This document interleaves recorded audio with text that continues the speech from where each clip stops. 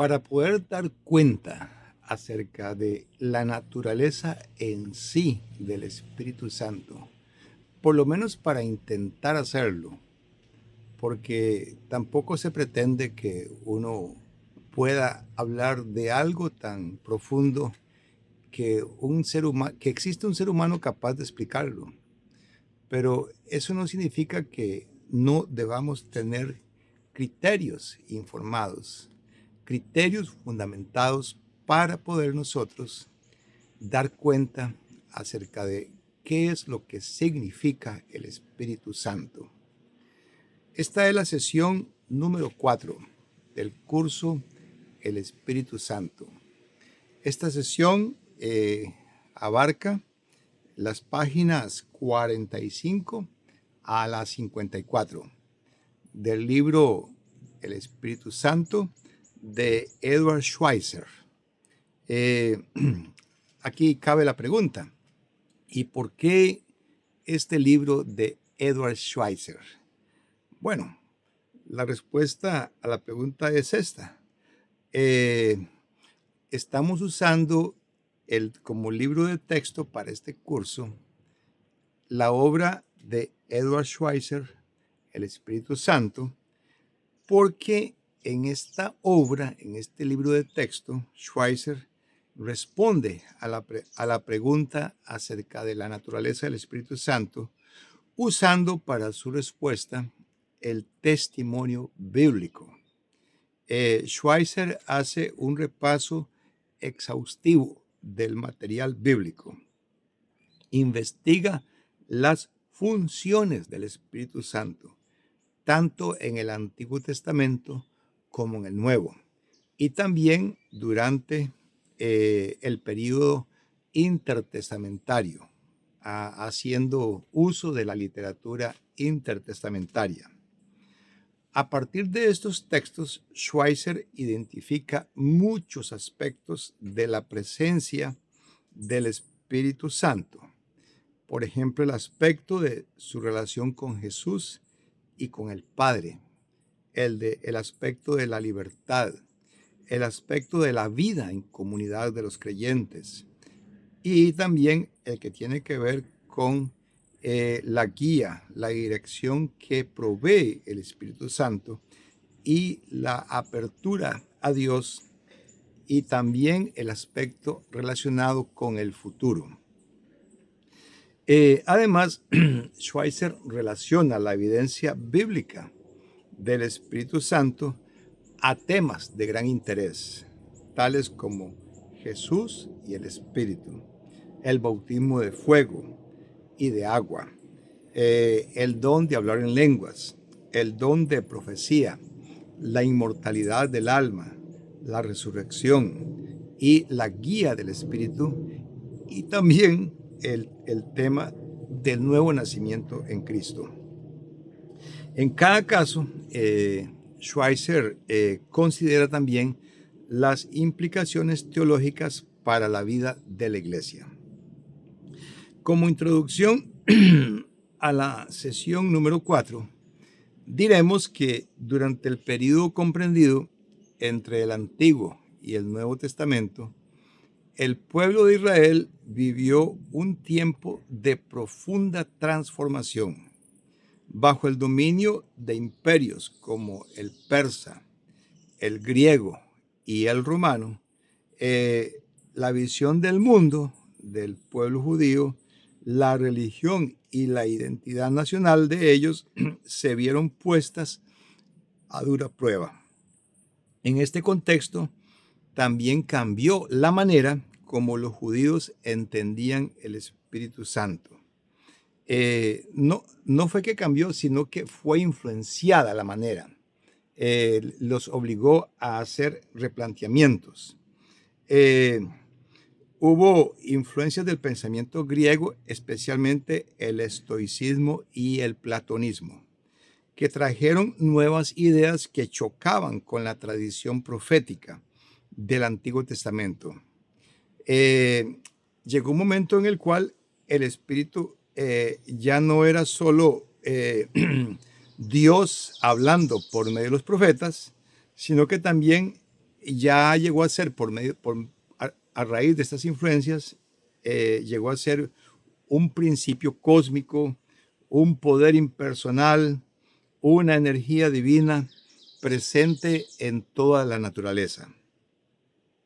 En esta sesión vamos a estudiar cómo el judaísmo intertestamentario trató de responder a estos retos. Y lo que vamos a analizar es los cambios culturales y filosóficos que afectaron la fe de ellos, la experiencia profética y la reinterpretación de esa experiencia que ellos tuvieron que hacer. También el debate sobre el origen del mal y la libertad humana. Y también veremos la tensión entre el espíritu como presencia viva de Dios y el espíritu como principio universal. Para facilitar el aprendizaje, vamos a explicar que el contenido de estas páginas, como habíamos dicho, de la página 45 a la 54, el contenido de estas páginas se ha organizado en una serie de módulos temáticos y cada módulo incluye primero un objetivo claro, luego una sección de contenidos clave que resumen lo más importante de Schweitzer y por último intentaremos dar una aplicación práctica para nosotros en el presente como obreros de Cristo. Vamos a dar una lista de preguntas clave que nos van a guiar en esta sesión. Es importante plantearnos preguntas. ¿Cómo afectaron los cambios políticos y filosóficos la forma de comprender el Espíritu Santo? Esa es la primera pregunta. La segunda sería, ¿cómo se mantuvo viva la función profética en medio de un silencio oficial?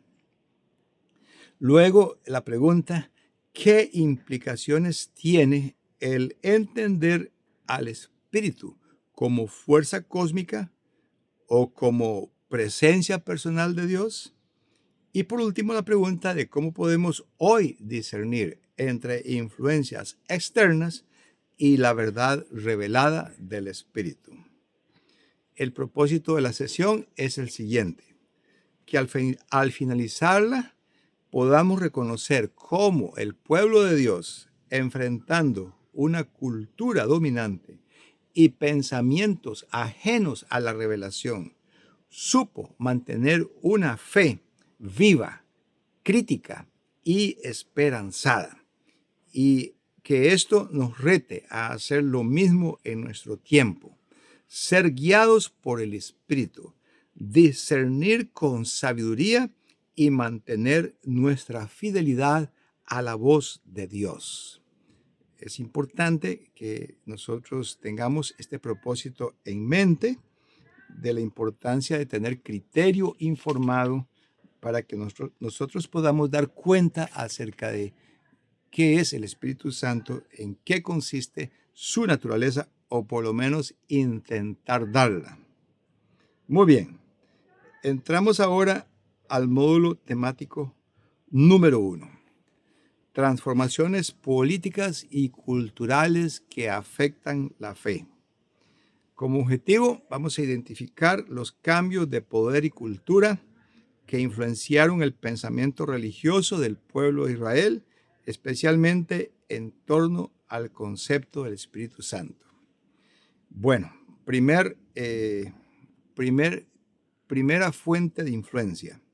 Desde el año 538 en adelante, Israel pasó por el dominio persa y luego pasó por el dominio griego o helénico. Después, este se disolvió entre egipcio, sirio y finalmente se empezó a consolidar el dominio romano a partir del año 63 antes de Cristo en adelante. Estas fueron las tres influencias más importantes durante este periodo. El dominio persa, el dominio griego y el dominio romano.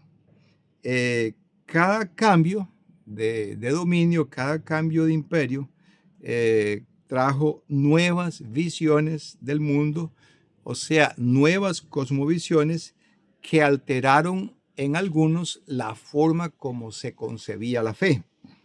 El pensamiento griego, al entrar en contacto con el judaísmo, no siempre encajaba con las expresiones tradicionales de la fe bíblica. Y esto provocó preguntas que aún hoy resuenan y que son preguntas que nos planteamos hoy. ¿Qué es lo que debemos conservar? ¿Qué se puede actualizar?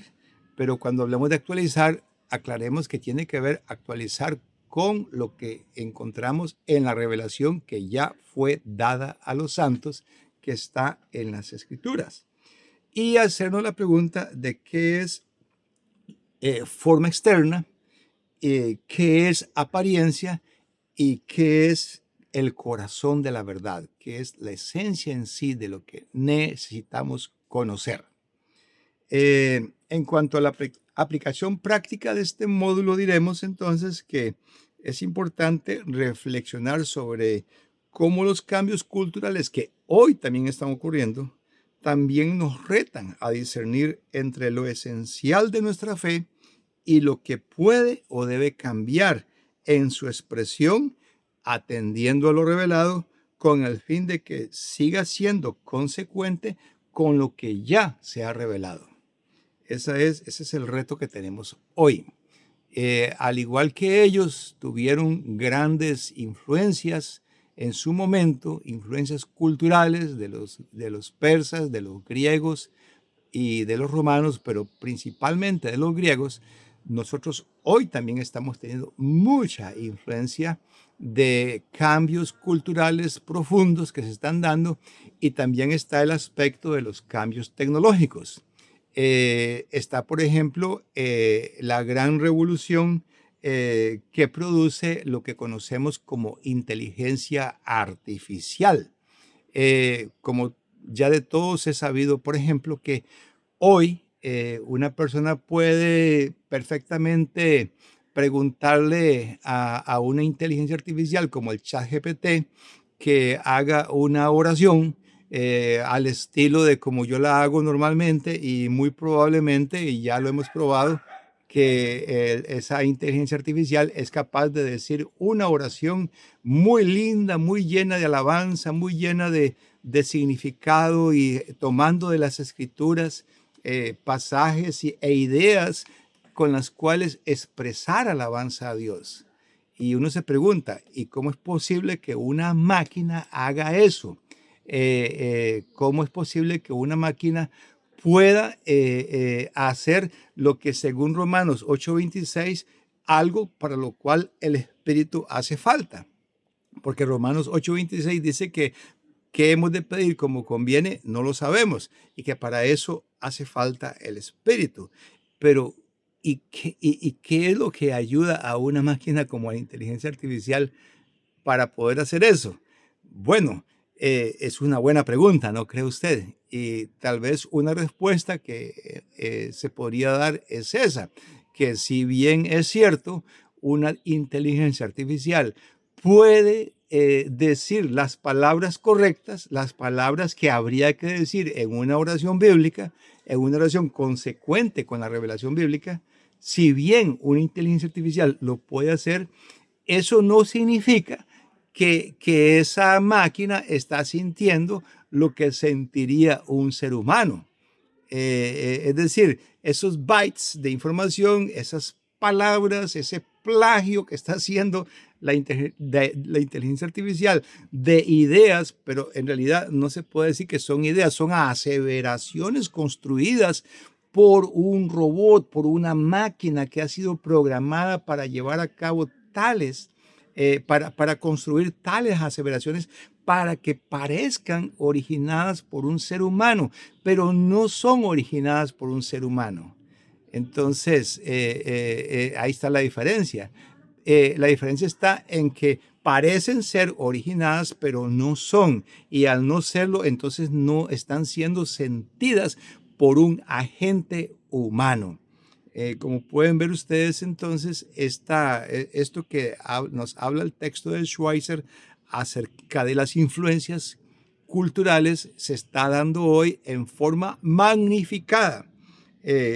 Los judíos durante el periodo intertestamentario recibieron influencia de los griegos, como vamos a ver, ahora vamos a señalar más profundamente esas influencias, y podemos ver que las influencias que estamos teniendo hoy me parece a mí que son más profundas, que son más revolucionarias, más impactantes las influencias que tenemos hoy. Pasemos al módulo número 2, influencia griega sobre el lenguaje y el concepto de espíritu. Como objetivo de este módulo tenemos comprender cómo el idioma griego y la filosofía influyeron en la manera de hablar y pensar sobre el espíritu en el periodo intertestamentario.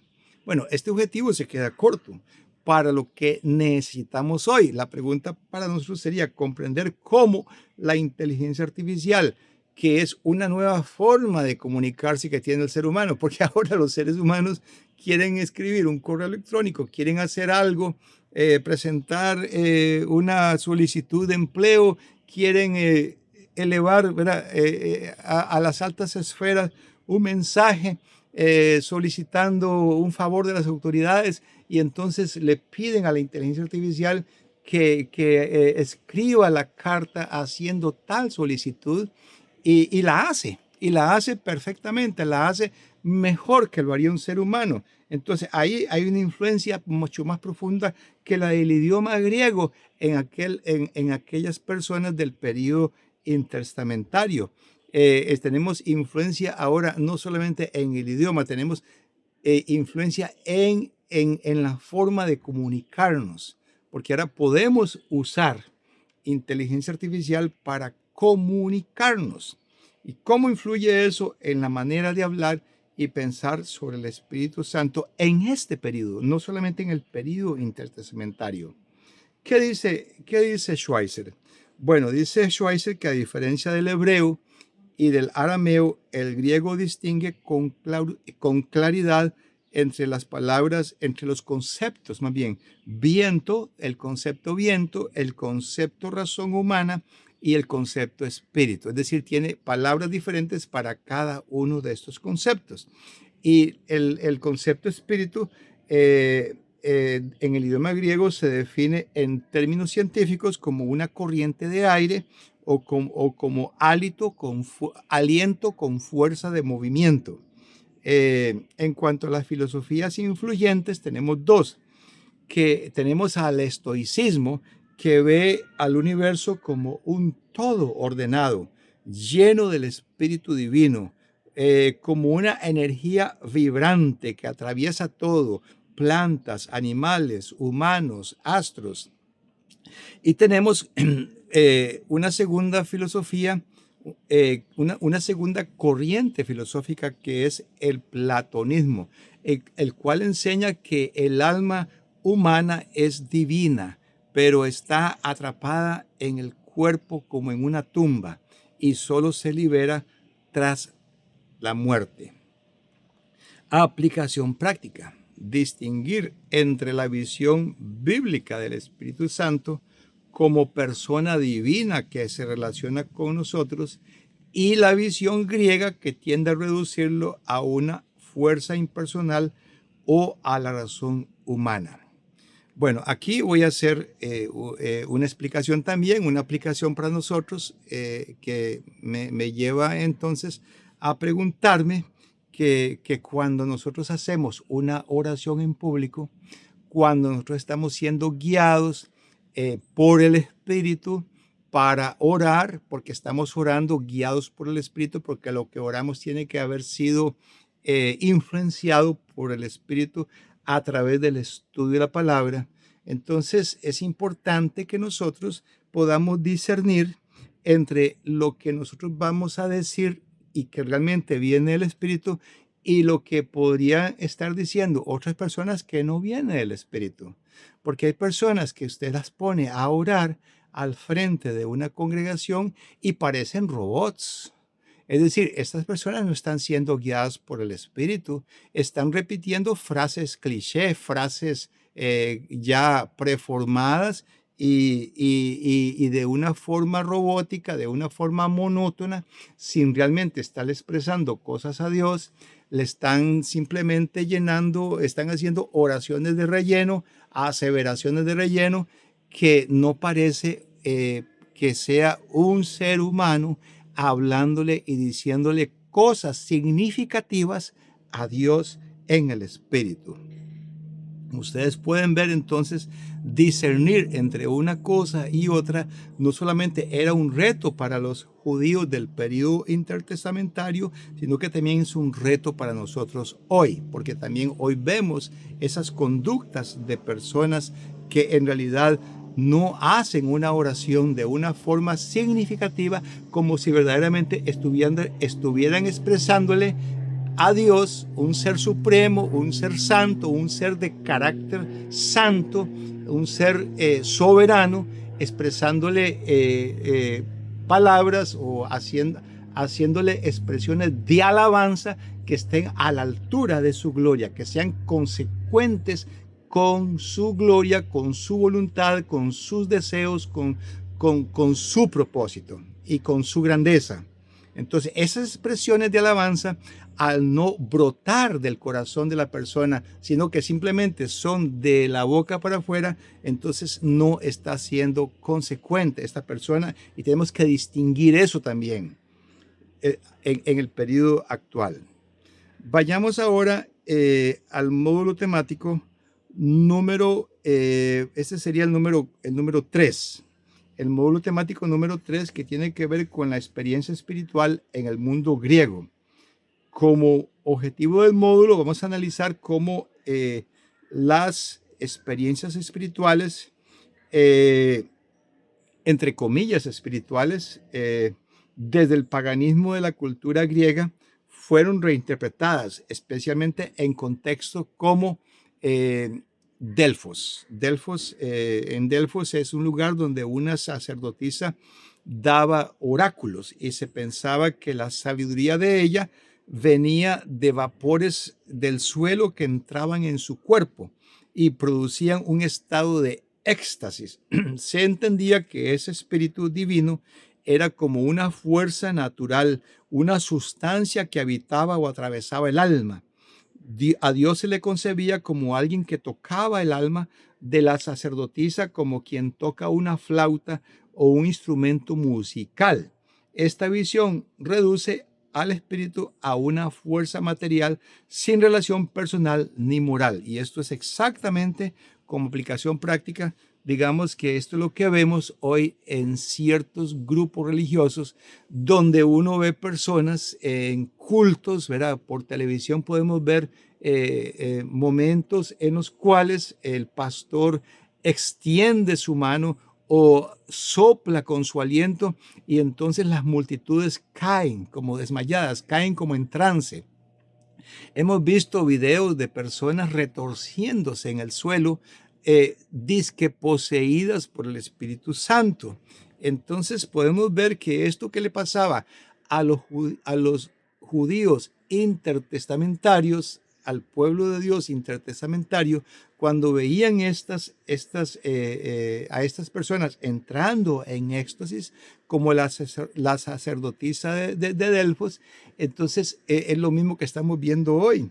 Así que es una aplicación práctica para hoy, que entender que la Biblia nos presenta al Espíritu Santo no como una energía personal que hace entrar en trance o en éxtasis a la persona, sino que es como la presencia viva de Dios que actúa de forma sobria en la persona y actúa también en la historia, transformando corazones y guiándonos a la verdad. Ese sería el módulo número 3. Ahora, en cuanto al módulo número 4, que lleva por título El Espíritu Santo como presencia extraña y sorprendente, también es muy importante este módulo. Veamos qué es lo que dice Schweitzer.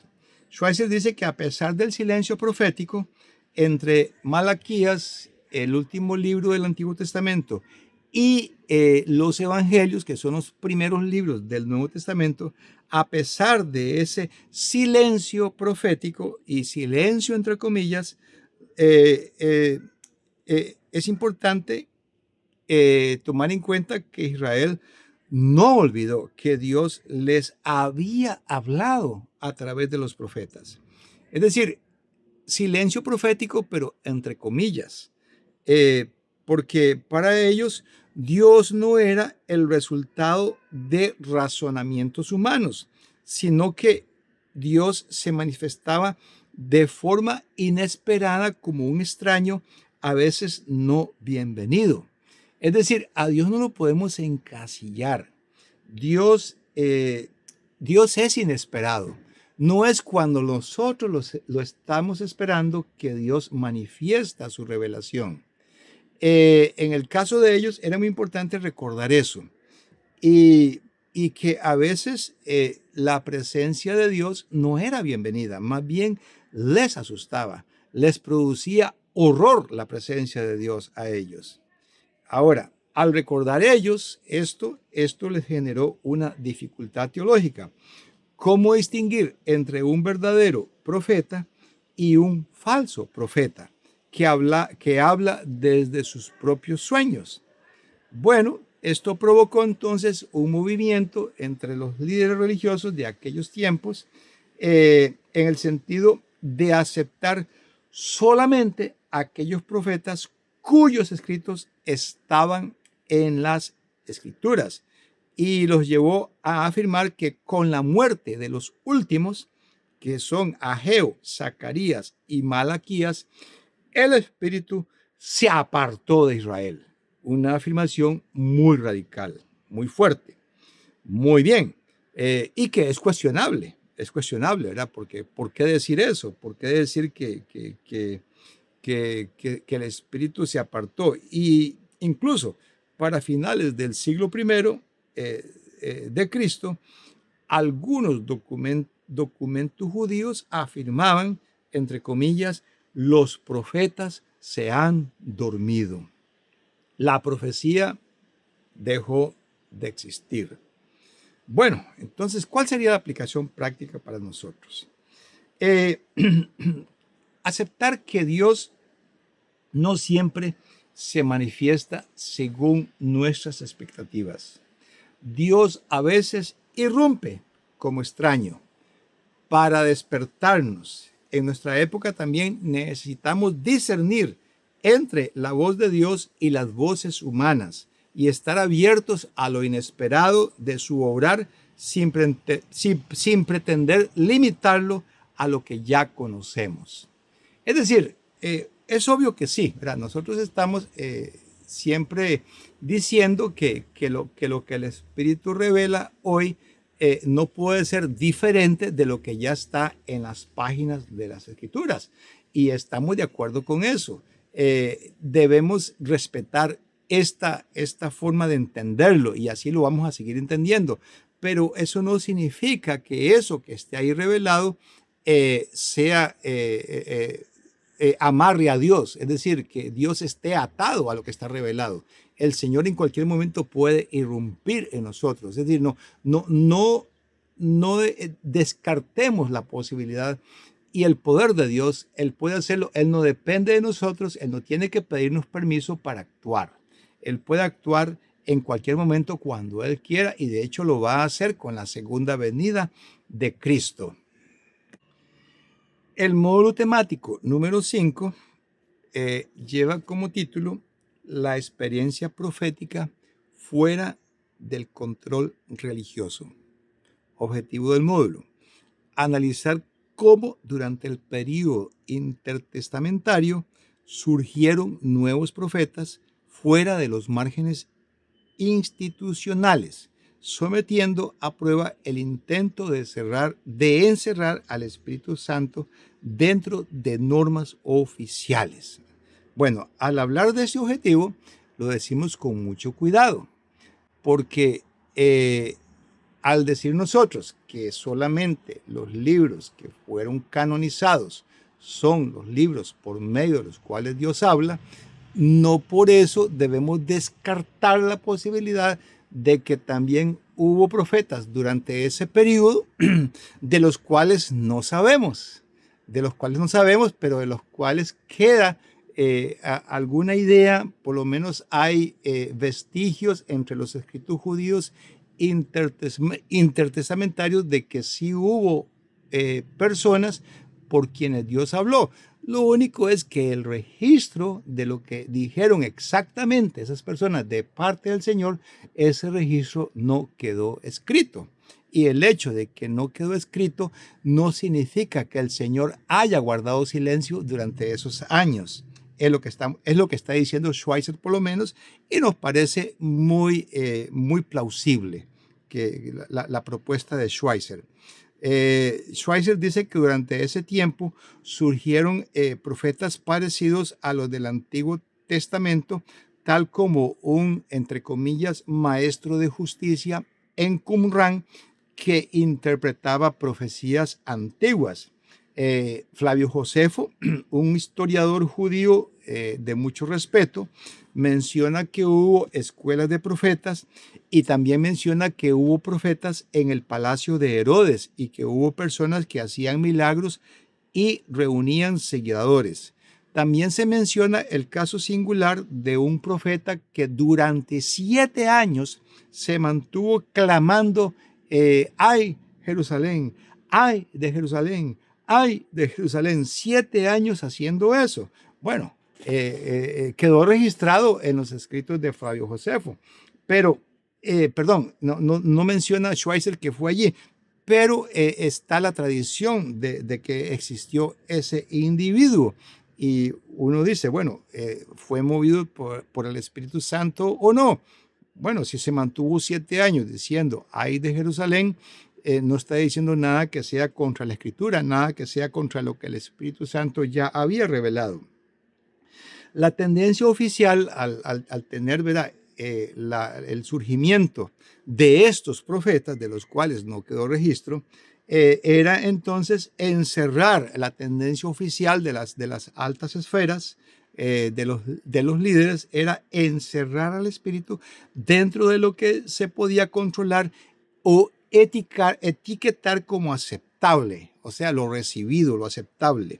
Sin embargo, cuanto más se intentaba hacer esto, más fuertes se manifestaban figuras proféticas fuera de sus márgenes y muchas veces rechazadas por el sistema, pero que impactaban a las multitudes. ¿Qué aplicación podemos hacer para hoy? Que así como el Espíritu Santo no se dejaba encerrar por sistemas religiosos de aquel tiempo, bueno, como hoy, en aquel entonces había personas que hablaban con autoridad de Dios fuera de las estructuras oficiales. Esto nos lleva entonces a mantenernos humildes y atentos a dónde sopla el Espíritu, incluso si lo hace a través de voces inesperadas.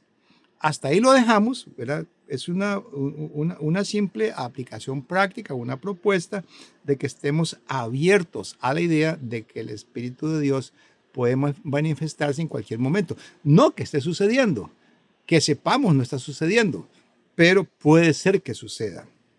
Módulo temático número 6, después de la siguiente pausa. El título del módulo temático número 6 es el siguiente: el Espíritu Santo como una presencia extraña y difícil de controlar. Objetivo del módulo: comprender cómo el pueblo de Israel, especialmente durante el período intertestamentario, percibió al Espíritu Santo como una presencia impredecible, no siempre bienvenida ni comprendida, y cómo esto provocó tensiones dentro del judaísmo. Entre los contenidos clave de Schweitzer están los siguientes: que el Espíritu Santo no era considerado un producto del pensamiento humano, sino una presencia divina que irrumpía de forma sorpresiva e inesperada. Muchos se preguntaban cómo distinguir entre los verdaderos profetas y los charlatanes que hablaban en nombre de Dios sin ser enviados por Dios. Entonces, a raíz de esto, la teología oficial comenzó a restringir la idea de profecía solo a los profetas del Antiguo Testamento, cuyas palabras fueron escritas en la Biblia. Se afirmaba que tras la muerte de Ageo, Zacarías y Malaquías, el Espíritu Santo había abandonado a Israel. Sin embargo, aparecieron grupos como los esenios de Qumran y otros visionarios que afirmaban recibir mensajes del Espíritu Santo. Historiadores como Josefo, que ya mencionamos, hablaron de escuelas de profetas y mientras malas autoridades intentaban encasillar la obra del Espíritu en sistemas oficiales, más surgían voces inesperadas fuera de esos márgenes. Y la aplicación que haremos es la misma que ya hicimos anteriormente. La necesidad de reflexionar sobre la tendencia que aún existe hoy de querer controlar o domesticar la obra del Espíritu en la iglesia. A veces Dios levanta personas fuera de lo esperado y debemos discernir sin apagar el espíritu.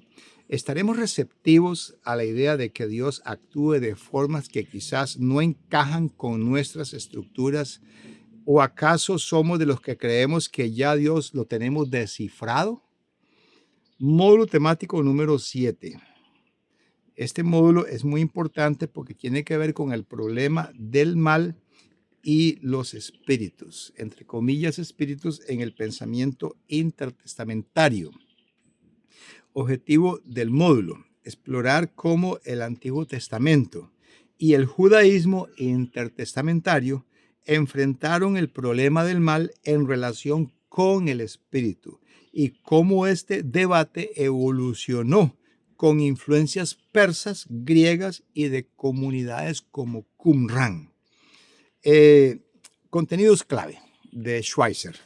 Según Schweitzer, y lo podemos comprobar nosotros mismos en el Antiguo Testamento, incluso Satanás es descrito como siervo de Dios. Esto lo leemos en Job capítulo 1, versículos 6 al 12, donde Satanás se hace presente entre los siervos de Dios en la corte celestial, y actuando bajo su propia voluntad, Satanás se hace presente, cuestionando a Dios acerca de la forma como Dios trata a Job, y le dice que la alabanza de Job, que la fidelidad de Job a Dios, le dice a Dios, a Dios, Satanás, es por puro interés de Job. También tenemos el caso del espíritu malo que aflige a Saúl en 1 Samuel capítulo 16 versículo 23, donde este espíritu se presenta como enviado por Dios. Sin embargo, las traducciones al griego que se hicieron de estos pasajes suavizan esa idea, afirmando que se trata simplemente de un espíritu maligno, pero sin atribuirlo directamente a Dios. Con el tiempo, estas referencias explícitas al, entre comillas, espíritu malo enviado por Dios se vuelven más reservadas y tienden a desaparecer. Durante el período intertestamentario, la teología oficial judía da gran importancia al libre albedrío humano.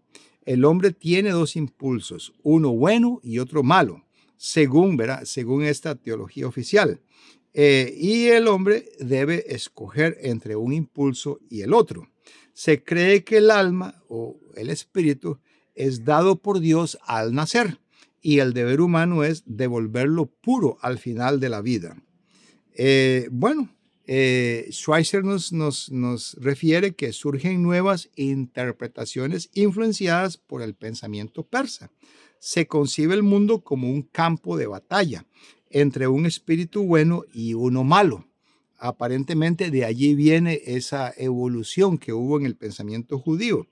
Y en la comunidad de Qumran se habla de dos espíritus o ángeles que luchan por controlar al hombre. Y aquí están las referencias que hace Schweitzer a esos escritos de Qumran. En otros escritos judíos, como los testamentos de los 12 patriarcas, se introduce la idea de un espíritu de entendimiento que guía al hombre hacia el bien. Y en textos cristianos del siglo II, como pastor de Hermas, se asocia al espíritu bueno con las virtudes y al espíritu malo con la mala conciencia y con el pecado. Sin embargo, el judaísmo sigue afirmando que tanto el espíritu bueno como el espíritu malo fueron creados por Dios, un Dios soberano. La presencia de espíritus malignos se menciona con mayor frecuencia y Josefo los relaciona con las almas de pecadores muertos. Bueno, aplicación práctica. Reflexionar cómo, tanto en tiempos bíblicos como hoy, las personas tratan de entender el mal. ¿Proviene todo de Dios? ¿Cómo explicamos el sufrimiento, las malas decisiones o las fuerzas destructivas del mundo? Este módulo nos invita a pensar en cómo el pueblo de Dios buscó explicaciones teológicas para el mal y reconocer que aunque el mal es real, seguimos llamados a elegir el bien con la ayuda del Espíritu de Dios. Módulo temático número 8. El Espíritu de Dios en la creación. Objetivo del módulo: comprender cómo se concebía la acción del Espíritu de Dios en el mundo material durante el período intertestamentario y cómo esta visión se transforma en medio del pensamiento griego y judío. Repito, cómo se concebía la acción de Dios, del Espíritu de Dios, en el mundo natural durante el período intertestamentario y cómo esta visión se transforma en medio del pensamiento griego y judío. Entre los contenidos clave de Schweitzer tenemos lo siguiente. Durante el periodo intertestamentario, la idea de que el Espíritu de Dios está activamente involucrado en la creación empezó a disminuir. Aún se conserva el eco de textos como Salmo 33:6, que dice: por la palabra de Jehová fueron hechos los cielos y todo el ejército de ellos por el aliento de su boca. Sin embargo, la creación pasó a ser explicada más desde la sabiduría y no tanto desde la acción continua del Espíritu. Algunos escritos del periodo intertestamentario hablan de una sabiduría que emana de la boca de Dios y se posa sobre la tierra como neblina. El Salmo 104, versículo 4, describe a los ángeles como vientos o espíritus y a sus siervos como llamas de fuego. Pero en la versión griega se invierte la imagen. Dios transforma a los ángeles en fenómenos naturales. El pensamiento judío más moderno adoptó las ideas estoicas, entendiendo el espíritu como una fuerza que da unidad a todo, como una especie de pegamento divino, entre comillas, que sostiene la materia y el universo. Filón de Alejandría también describe el espíritu como la energía cohesionadora del cosmos. Sin embargo, algunos autores mantienen la tensión entre estas dos ideas, las siguientes dos ideas. Primero, que el Espíritu de Dios está presente en todos los fenómenos naturales, incluso los desastrosos. Y la otra idea, que Dios es libre, soberano y no debe ser confundido con una fuerza impersonal de la naturaleza. Y el debate continúa hasta el día de hoy. Aplicación práctica. En tiempos actuales es fácil caer en el error de pensar que Dios está solamente en lo bonito, en lo ordenado, en lo que nos hace sentir bien. Y este módulo nos recuerda que el Espíritu de Dios está presente en todo, pero que al mismo tiempo Dios no es la naturaleza ni está atrapado en ella. Como creyentes debemos mantener la fe en un Dios personal que guía la creación con propósito, pero que no se confunde con ella. Recordemos aquel pasaje de Romanos 8:17, que Él sujetó la creación a vanidad, pero no por voluntad de ella, sino por voluntad de Él. Conclusión de la sesión 4.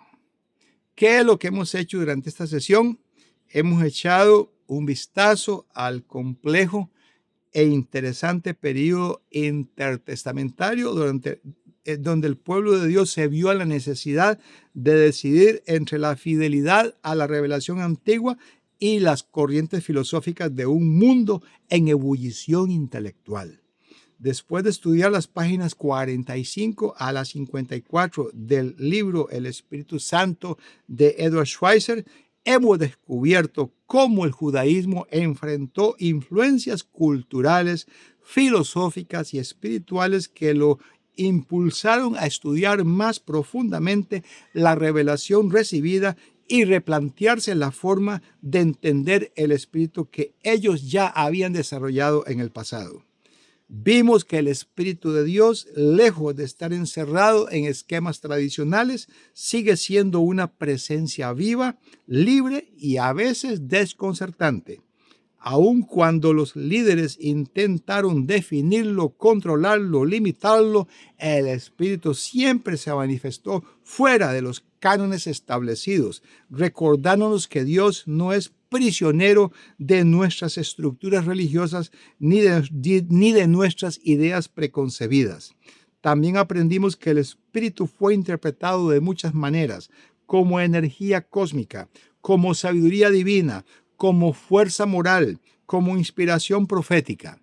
Algunas de estas interpretaciones fueron valiosas, otras se desviaron del testimonio bíblico, pero en medio de todo el pueblo de Dios siguió buscando discernir dónde estaba la verdad. Y hoy ese reto también es nuestro. En un mundo saturado de espiritualidades alternativas, entre comillas, discursos racionalistas, emociones religiosas intensas, predicaciones que no se llaman predicaciones, sino que son motivaciones, pero vacías de contenido bíblico, necesitamos volver a la palabra para escuchar la voz del Espíritu que da vida, que nos guía, que nos consuela, que nos juzga y nos transforma.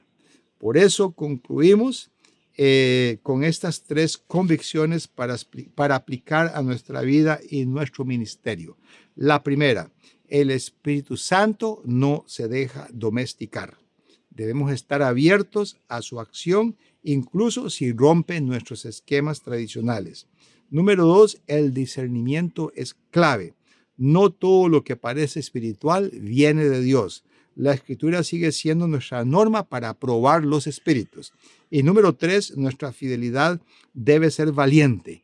Como los profetas y los sabios de Israel, somos llamados a ser testigos del Espíritu en medio de culturas que a menudo contradicen la verdad. Que esta sesión nos anime a ser sensibles al mover del Espíritu a través de la Escritura, firmes en la verdad revelada y humildes ante la libertad de Dios para obrar como Él quiera. Fin de la sesión número 4.